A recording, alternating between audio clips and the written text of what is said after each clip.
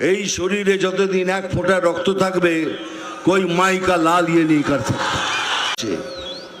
আপনাদেরও বলে রাখি, যে যেভাবে আপনাদের সাথে ব্যবহার করবে ঠিক সেইভাবে তাদের ব্যবহারের উত্তর দেবেন, তা না হলে এরা সোজা হওয়ার লোক নয়। বাংলাদেশে নৃশংসভাবে কাউকে মারার জন্য হিন্দু জাগরণ মঞ্চ একটা প্রতিবাদ মিছিল বার করেছিল, তাতে পুলিশ লাঠিচার্জ করলো, গুরুতরভাবে জখম করেছে অনেকজনকে, 17 জনকে অ্যারেস্ট করা হয়েছে, তার মধ্যে 7 জন মহিলা।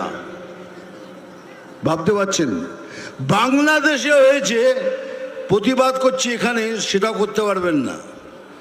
তার মানে সোজা ভাষায় এই সরকার বলে দিচ্ছে যা ইচ্ছে তাই করুন, আমরা বাংলাদেশের পক্ষে। আমরা যেভাবেই হোক এই পশ্চিম বাংলাকে ওয়েস্ট বাংলাদেশ করে ছাড়ব। তাহলে আপনারাও শুনে রাখুন, এই শরীরে যতদিন এক ফোঁটা রক্ত থাকবে कोई माई का लाल ये नहीं कर सकता।